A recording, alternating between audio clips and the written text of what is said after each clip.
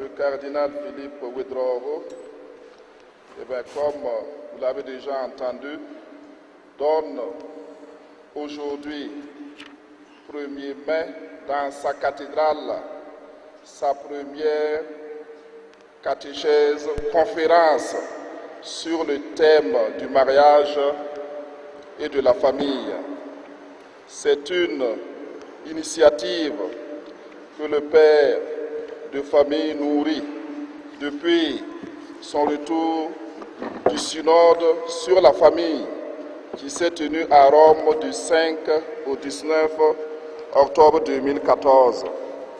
Initiative de proximité du pasteur avec ses brebis. La rencontre de ce soir avec le père archevêque se terminera par une célébration eucharistique aux intentions des familles, particulièrement celles qui sont en difficulté. Alors, sans trop tarder, je lui laisse la parole. Bonsoir, mes bien-aimés, et bienvenue. Merci d'avoir pris de votre temps pour être là. Ce n'est pas l'habitude que nous organisions des conférences à la cathédrale. Vous savez qu'à Rome, tous les mercredis, le pape a des audiences publiques. Et tous ceux qui veulent se présentent pour écouter le père de l'Église.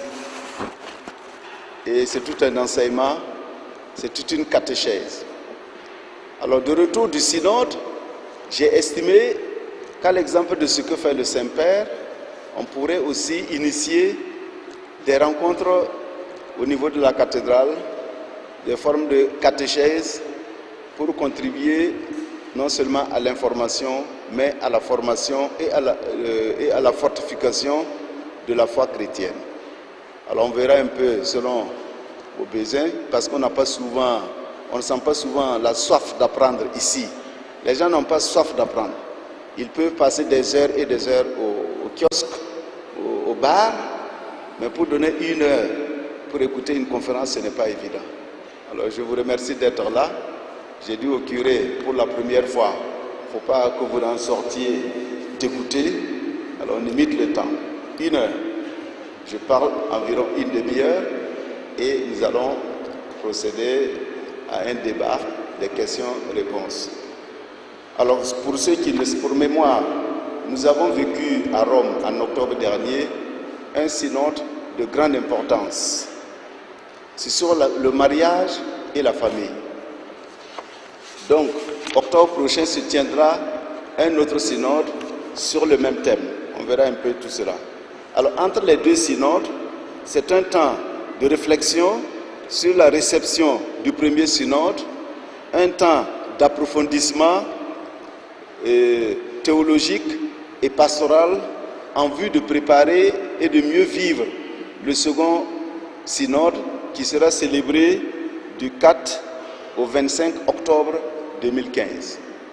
Devront participer deux évêques du Burkina Faso, l'évêque chargé de la famille, Monseigneur Joseph Sama, et votre serviteur. Il y a des membres de droit et des membres invités. Donc, sans plus tarder, je vous présente le plan qui fera l'objet de nos échanges. Dans un premier temps, il n'est pas inutile d'expliquer un peu qu'est-ce qu'un synode. Il y en a eu un certain nombre. En outre, dans un second temps, nous allons essayer de voir concrètement la deuxième assemblée extraordinaire du synode célébré en octobre dernier et nous terminerons sur le contenu. J'insisterai un peu plus sur le contenu et à partir de là, vous pourriez poser des questions. Alors donc, le pape Jean-Paul II disait de façon prophétique que l'avenir du monde et de l'Église passe par la famille. C'est fondamental. Malheureusement, le monde moderne entrave la vie de la famille, contribue même à la démolition de la famille. et cela est contraire au plan de Dieu. Alors donc, en octobre dernier, nous avons célébré autour du Saint-Père un synode sur le thème. Le synode s'est déroulé en 3 temps. Ce fut un temps d'écoute et d'examen de la réalité de la famille aujourd'hui, dans la complexité de ses lumières et de ses ombres. En outre, autour du Saint-Père, nous avons essayé de fixer le regard sur le Christ et la parole de Dieu pour repenser ce que la révélation nous dit sur le rôle de la dignité, de la vocation et de la mission de la famille. Enfin, ce synode fut un temps d'échange entre pasteurs, un temps de discernement des voies et moyens pastoraux pour accompagner la famille fondée sur le mariage entre un homme et une femme. Puisque l'évolution est telle qu'on voudrait voir un homme marié à un autre homme et une femme avec une autre femme. Quelle catastrophe. Bref, n'entrons pas déjà dans les débats, dans les points litigieux. Essayons de voir d'abord dans un premier temps qu'est-ce qu'un synode. Alors je vous fais grâce de tout le baratin parce que je parlerai seulement 1 heure. Le Code de droit canonique, en son canon 342, nous donne une définition exacte de ce que vous devriez entendre par synode. Et je cite le canon. Le synode des évêques est la réunion des évêques qui, choisis des diverses régions du monde, se rassemblent à des temps fixés afin de favoriser l'étroite union entre le pontife romain et les évêques et d'aider de ses conseils le pontife romain pour le maintien et le progrès de la foi et des mœurs, pour conserver et affirmer la discipline ecclésiastique et aussi afin d'étudier les questions concernant l'action de l'Église dans le monde. Voilà, ce canon un peu touffu donne l'essentiel de ce que nous devrions entendre par synode. Le synodus, voilà, c'est vraiment marcher ensemble. Le synode a un caractère consultatif et non délibératif. Il donne des conseils au Saint-Père qui en fait ce qu'il veut. Alors, les assemblées synodiales peuvent être distinguées en 3 catégories. Il y a d'abord les assemblées synodales ordinaires, les assemblées générales extraordinaires et des assemblées spéciales. Alors les synodes, assemblées générales ordinaires. Alors il y en a eu un certain nombre. Le pape Paul VI, les synodes ont été créés en 1965 à la clôture du synode Vatican II. Comme vous le savez, le concile Vatican II a été ouvert par le pape Jean XXIII, il est mort, et le pape Paul VI lui a succédé, et c'est lui qui a mené le synode à son terme. Et la conclusion du synode s'est passée en 1965. Alors c'est en 1965, à la clôture donc, du concile Vatican II, que le pape Paul VI a créé les synodes à partir d'un motu proprio, c'est-à-dire d'une lettre de sa propre initiative, Apostolica Sollicitudo, donc la sollicitude pastorale qui l'incite à instituer de façon permanente les synodes. Alors le synode peut être ordinaire, alors, avec les représentants de tous les épiscopats du monde entier, l'église latine comme l'église orientale, avec des cardinaux, des archevêques, des présidents de dicastères, les cardinaux qui aident le Saint-Père à Rome, et puis un certain nombre d'auditeurs, des laïcs, des religieux, des religieuses. Alors les synodes, les assemblées générales du synode se déroulent tous les 3 ans. Le pape Jean-Paul VI a initié le premier synode. Il en a célébré 4. Le pape Jean-Paul II en a célébré 6. Alors je vous donne les titres de synode. L'évangélisation dans le monde moderne, qui a donné l'exhortation apostolique Evangelii Nunciandi. un document de référence très important. Il y a eu un synode sur la catéchèse, il y a eu un synode sur la famille chrétienne qui a donné une exhortation apostolique familiaris consortio. Il y a eu un synode sur la réconciliation. Voilà, la vocation et la mission des laïcs dans l'Église et dans le monde en 1987, qui a donné lieu à une exhortation, Christi Fideles Laici, que beaucoup de laïcs connaissent. Il y a eu un synode sur la formation des prêtres dans les circonstances actuelles. Ça a donné Pastores Davo Vobis, voilà, etc., etc. En outre, il y a des synodes, des assemblées synodales générales extraordinaires. Il n'y en a pas eu énormément, il y en a eu 3 jusque-là. Le premier a été convoqué par le pape Jean-Paul II en 1969 sur la coopération entre le Saint-Siège et les conférences épiscopales. Jean-Paul II a convoqué également un autre synode extraordinaire, le 20e anniversaire de la conclusion du Concile Vatican II. Et enfin, le pape François, en octobre dernier, a convoqué un synode extraordinaire sur les défis pastoraux de la famille dans le contexte de l'évangélisation. Enfin, il y a les synodes assemblées spéciales. À l'approche du 3e millénaire, le pape Jean-Paul II a organisé des synodes continentaux pour permettre à l'Église d'entrer dans le 3e millénaire et d'affronter les défis du 3e millénaire. Ainsi, il y a eu le synode pour l'Europe en 1991, l'Assemblée spéciale pour l'Afrique du synode en 1994. Il y a eu un autre synode sur le Liban en 1995, une Assemblée spéciale sur l'Amérique, les églises d'Amérique en 1997, l'Assemblée spéciale pour l'Asie, l'Assemblée pour l'Océanie et l'Assemblée pour l'Europe. Et l'Assemblée spéciale, la deuxième Assemblée spéciale pour l'Afrique, célébrée en 2011. Voilà, je m'arrête à ces informations très sommaires. Il y a 3 catégories de synodes. Le synode peut être ordinaire, tous les 3 ans. Il y a des synodes spéciaux et il y a des synodes, des assemblées extraordinaires. Ordinaires, extraordinaires et des synodes spéciaux.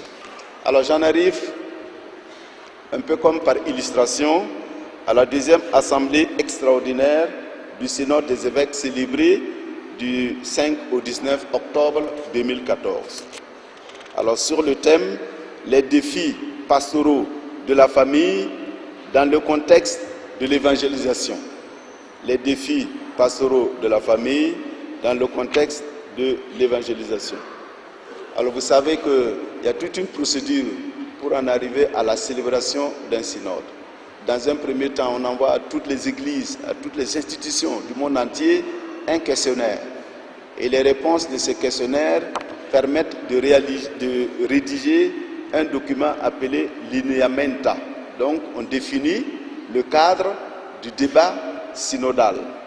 Et ce document est encore envoyé aux églises particulières qui retournent les réponses et on élabore ce qu'on appelle l'instrumentum laboris. Alors donc, on résume de façon synthétique toutes les questions qui devraient être débattues au synode. Donc c'est la procédure habituelle. Et les interventions restent limitées dans ce cadre-là, autrement on ne s'en sort pas. Si on veut parler du mariage, et après il faut aller parler des écoles, ce ne sont pas les mêmes préoccupations. On s'en tient au thème prévu et fixé par le Saint-Père. Alors les participants varient. Le dernier synode, nous avons regroupé évêques, archevêques, cardinaux et laïcs, 251 personnes, évêques, experts, auditeurs. Et comme c'était un synode sur la famille, 12 couples représentaient la famille et ont apporté un témoignage très fructueux. Alors le déroulement d'un synode, dans un premier temps, il y a un rapport qui est communiqué, c'est comme une leçon magistrale, relation antidisceptationnelle. Donc c'est un rapport donné par le rapporteur préalablement choisi bien entendu par le Saint-Père. C'est toute une... Alors, donc, à la suite de ce rapport, les pères synodaux peuvent intervenir. Chacun a droit à 4 minutes. Et dès lors que les 4 minutes sont épuisées, on coupe le micro. Alors, c'est vraiment bien organisé. Cardinaux ou pas cardinal, les 4 minutes, alors, on vous coupe le... Et une fois que les pères synodaux ont eu la possibilité d'intervenir sur ce premier rapport, dit en latin Relatio ante disceptationem, un comité rédige encore un autre rapport, la Relatio post disceptationem. Après avoir écouté le monde entier, on résume tout cela et cela donne lieu à un document beaucoup plus élaboré qui doit être maintenant travaillé dans les circuli minores, dans les groupes de travail. C'est des groupes linguistiques. Alors, le dernier synode avait 3 groupes francophones. La langue la plus parlée, c'est bien entendu l'italien, puisque c'est en Italie. Vient ensuite l'anglais, et seulement après le français. Non, je pense que c'est l'espagnol, parce que tous les latino-américains sont très, très importants. Et le français viendrait en 4e position. Il y avait 6 langues officielles, avec l'allemand et le portugais. Et on devait s'en tenir à ces langues-là chaque fois qu'on voulait. On pourrait intervenir aussi en latin. Mais durant tout le synode, un seul a osé intervenir en latin. Alors bon, tout le monde, ça a amusé les uns et les autres. Ça veut dire qu'on a perdu le latin au profit maintenant des langues vivantes. Voilà, comme on n'a pas le temps, le pape a insisté énormément pour que chaque père synodal s'exprime librement. Parce que nous sommes venus représenter nos églises locales et nous devons être les échos fidèles de ce que vivent nos communautés chrétiennes dans nos églises particulières, dans les diocèses, dans les bâges. Donc, il incitait tout le monde à vivre vraiment la collégialité et la synodalité, la communion fraternelle qui nous permet vraiment de nous exprimer librement selon sous Petro cum Petro, avec Pierre et sous Pierre. C'est l'expression consacrée qui est le garant de l'unité et de l'authenticité. Alors, j'en viens tout de suite à la 3e partie qui concerne le contenu. Je crois que c'est le plus important. Alors, s'il est l'heure, vous m'arrêtez. Alors, quel est le contenu de ce synode dont le thème est ceci, est libellé comme suite, les défis pastoraux de la famille dans le contexte de l'évangélisation. Alors, on peut déterminer 3 temps successifs très importants. Il y a eu d'abord un temps d'écoute, suivi d'un regard sur le Christ, évangile de la famille, et enfin des perspectives pastorales. Alors, dans un premier temps, les pères synodaux ont essayé d'écouter le contexte et les défis de la famille aujourd'hui. Et il y en a. Les pères synodaux ont examiné sans complaisance la réalité de la famille aujourd'hui, dans la complexité de ses lumières et de ses ombres. Le changement anthropologique et culturel influence aujourd'hui tous les aspects de la vie. On peut déceler des aspects positifs et des aspects négatifs. Aspect positif, on peut noter une plus grande liberté et d'expression, à une meilleure reconnaissance des droits de la femme et des enfants, la recherche des relations affectives de qualité marquées par les dons de soi et la réciprocité créative. On peut considérer tous ces aspects comme positifs. En outre, vous avez d'énormes aspects négatifs. Nombreuses sont les ombres et les aspects négatifs. L'individualisme, l'égoïsme exacerbé qui dénature les liens familiaux. Certains contextes culturels et religieux présentent des défis particuliers. La polygamie, c'est contraire à la volonté initiale du Créateur qui a créé un homme et une femme, Adam et Ève. On verra cela plus tard. La polygamie, le mariage par étapes, la cohabitation ou concubinage, le divorce, la commercialisation des corps, la pornographie, la prostitution, une mentalité antinataliste. À cause de la sécularisation dans de nombreuses parties du monde, il est de moins en moins fait référence à Dieu et la foi n'est plus partagée ou transmise du point de vue social. Toutes ces données constituent d'énormes défis pour la pastorale. L'Église se doit de dire une parole de vérité, une parole de miséricorde et d'espérance relative à la vocation et à la mission du mariage et de la famille.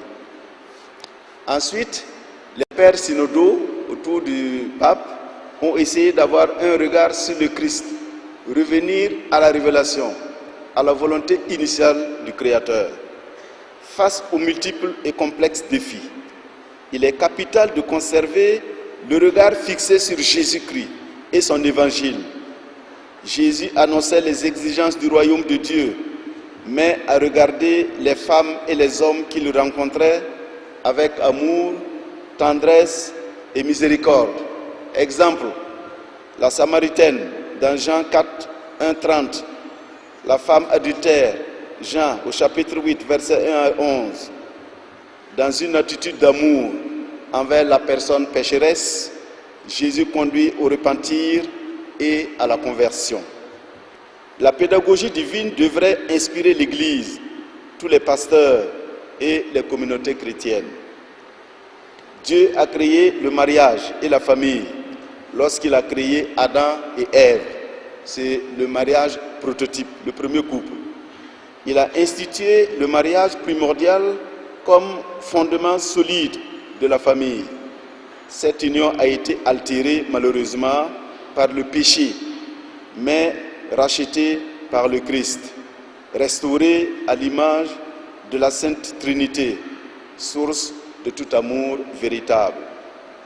Au cours des siècles, l'Église n'a pas manqué d'offrir son enseignement constant, ce qu'on appelle le magistère, sur le mariage et la famille. Le Concile Vatican II, célébré donc de 1962 à 1965, ça a duré 3 ans, le Concile Vatican II, le cardinal Paul Zungrana était un père conciliaire. Il a eu la chance puisqu'il a été nommé cardinal en 1960, et le concile a été convoqué en 1962.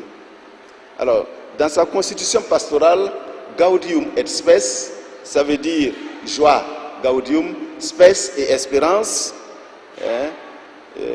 Il est qualifié, le mariage est qualifié de communauté de vie et d'amour. C'est la définition que retient le Concile Vatican II. Qu'est-ce que le mariage? Qu'est-ce que la famille?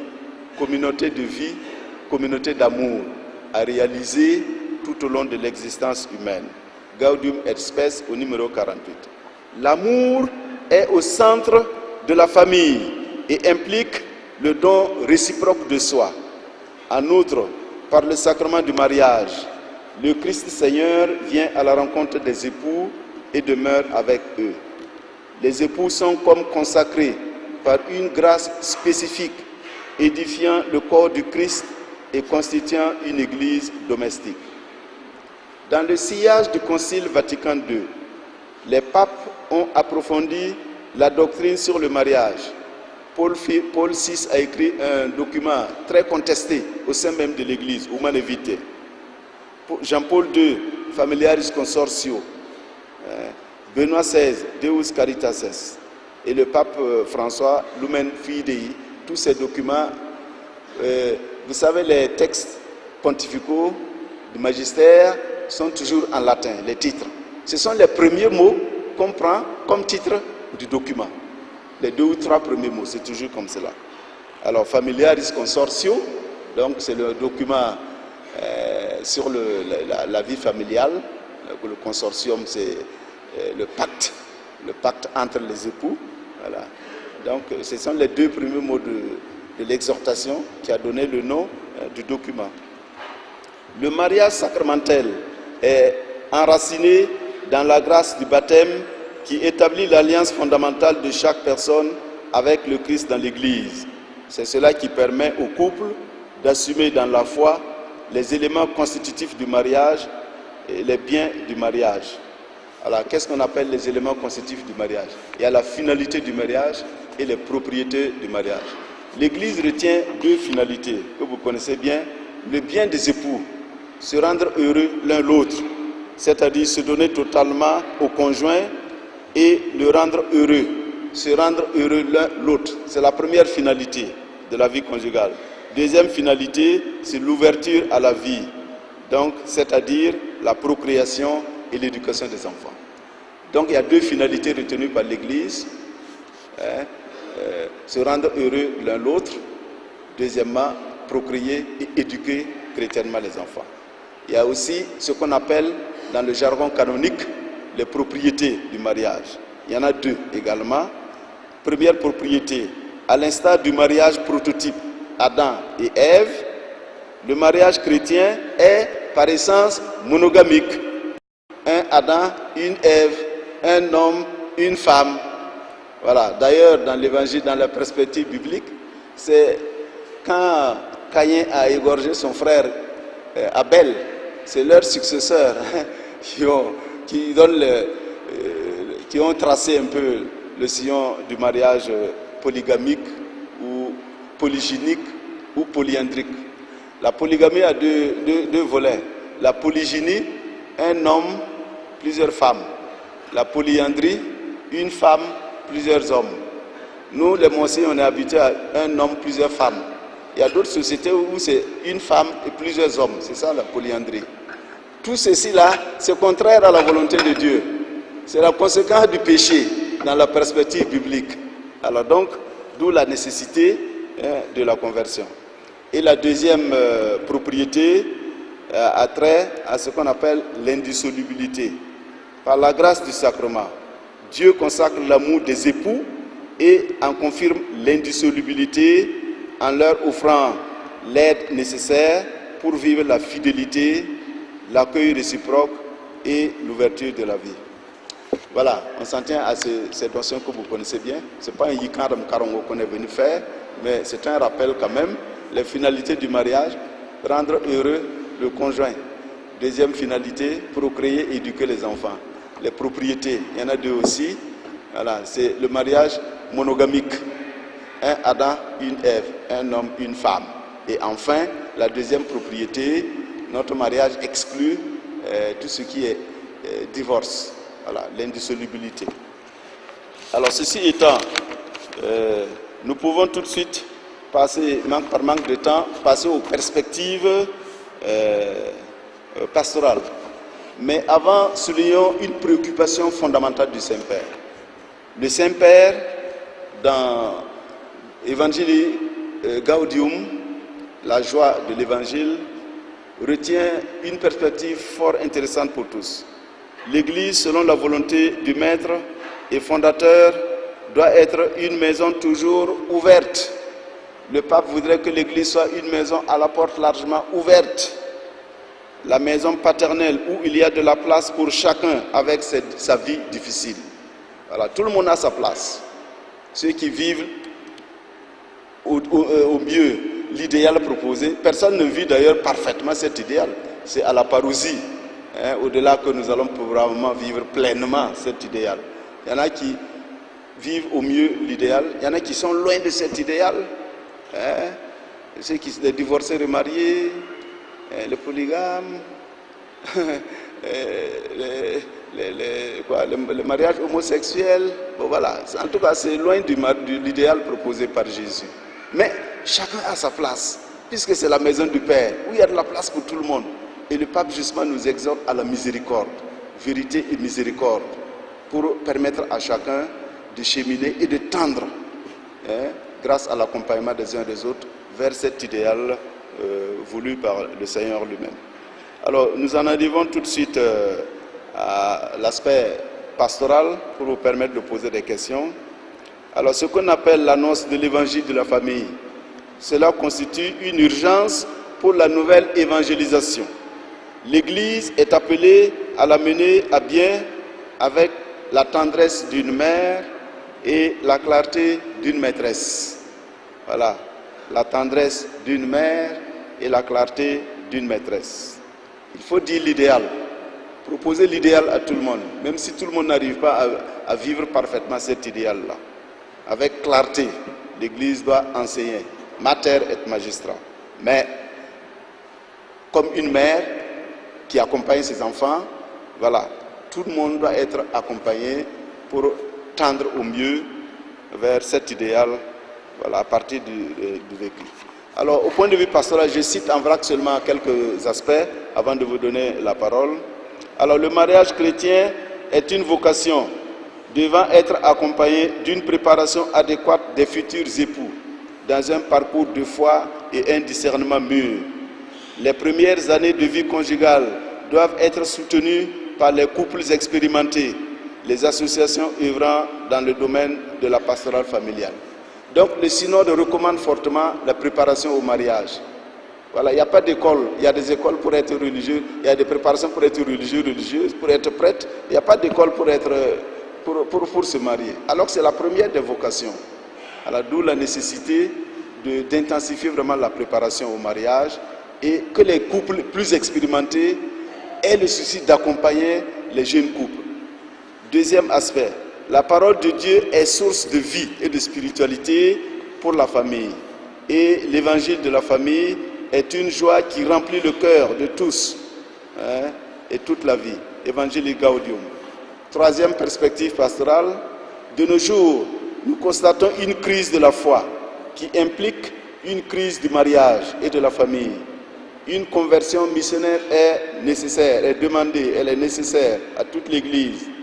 Langage, valeurs évangéliques, transmission de la foi. L'évangile de la famille est la réponse aux attentes les plus profondes, tant de la personne humaine que de la famille. Quatrième perspective pastorale, vous les prenez en vrac, les pères synodaux retiennent que la famille, les familles catholiques, en vertu de la grâce du sacrement nuptial, sont appelées à être elles-mêmes les sujets actifs de toute la pastorale familiale. Il faut que les couples prennent en main cette pastorale-là pour aider les autres couples, pour encourager les jeunes couples, ceux qui sont fatigués, ceux qui se découragent, ceux qui baissent les bras. Il faut les encourager à continuer la route. Voilà. Cinquième perspective, l'Église est appelée à être toujours la maison ouverte, comme on l'a dit tout à l'heure. La maison paternelle où il y a de la place pour chacun avec ses vies difficiles. Dans cette perspective, les pasteurs doivent promouvoir un dialogue et un soin pastoral inclusif d'accompagnement, de charité et de miséricorde. Il est nécessaire de mettre l'accent sur l'importance de la spiritualité familiale, de la prière, de la participation à l'Eucharistie dominicale. Plutôt que de condamner, il faut essayer de comprendre et d'aider et d'accompagner. C'est fondamental. Une autre perspective, le soin pastoral envers ceux qui sont mariés civilement et vivent en concubinage. Il y a beaucoup qui ne se marient pas pour plusieurs raisons. Ils n'ont pas d'argent, ils hésitent, ils ne veulent pas s'engager pour toujours. Ils sont dispersés parce qu'ils n'arrivent pas à se fixer à un seul partenaire. Voilà, beaucoup de difficultés. Et surtout, le monde actuel ne favorise pas le choix matrimonial et l'engagement permanent. C'est une difficulté. Enfin, soignez les familles blessées. Il y a des familles blessées, les séparés, les divorcés non remariés, les divorcés remariés, les familles monoparentales. Voilà des situations concrètes. Il ne faut pas les condamner, il ne faut pas les oublier. Il faut les aider, il faut les accompagner, leur permettre eux aussi, chacun selon sa situation spécifique, de marcher, d'aller vers l'idéal promis par Jésus. Voilà, personne ne vit parfaitement cet idéal, il n'y en a pas. C'est à la parousie probablement. Donc c'est une attitude fondamentale de miséricorde qui est demandée à l'Église, aux pasteurs et aux autres, à tous les couples. L'attention pastorale enfin envers les personnes ayant une orientation homosexuelle. Voilà. Des gens qui ont une orientation homosexuelle, qu'est-ce qu'il faut faire? C'est très difficile. La position de l'Église est claire. Voilà. Jésus n'aimait pas le péché, mais il aimait le pécheur. La femme adultère, Zachée, même l'enfant prodigue, il est revenu. Le papa l'attendait depuis toujours. Zachée le voleur. Jésus est allé demander l'hospitalité. Et les Juifs ne comprenaient pas. Ah, frère, c'est Jésus un pécheur qu'il est allé. Voilà. C'est comme des fois, le monde féminin fréquente les prêtres. Voilà. Les Juifs, là, c'était comme ça aussi. Tout le temps des regards toujours négatifs et des regards de condamnation.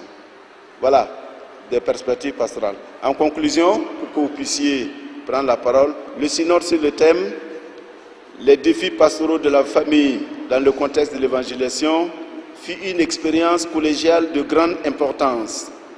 Dans son discours de clôture, le pape François l'a qualifié de lineamenta, donc un sillon tracé, qui devra servir de base pour le prochain synode ordinaire des évêques prévu du 4 au 25 octobre 2015. Donc les deux synodes se complètent et le prochain synode devrait parfaire ce qui est déjà fait au premier synode en octobre dernier. Donc le prochain synode aura pour thème la vocation et la mission de la famille dans l'Église et dans le monde contemporain. La vocation et la mission de la famille dans l'Église et dans le monde contemporain. Voilà. Donc le pape souhaite que pendant ce temps, entre les deux synodes, dans tous les diocèses, dans toutes les paroisses, on prenne le temps de nous approprier les conclusions du premier synode. C'est un temps de réflexion sur la réception du premier synode, un temps d'approfondissement théologique et pastoral en vue de célébrer avec fruit le synode d'octobre 2015. Alors l'archidiocèse, à l'instar des autres diocèses, a reçu le questionnaire. Les prêtres, d'un côté le presbytérium, y a réfléchi et répondu. Les religieux religieuses, l'union diocésaine des consacrés aussi a fait le travail. Les laïcs, de leur côté aussi, ont travaillé. Et nous sommes en train de faire la synthèse de tout cela. Et au presbytérium prochain et au CEPAO, nous essayons de revenir sur ce travail qui est d'une grande importance parce que le mariage et la famille constituent l'avenir de l'humanité et de l'Église.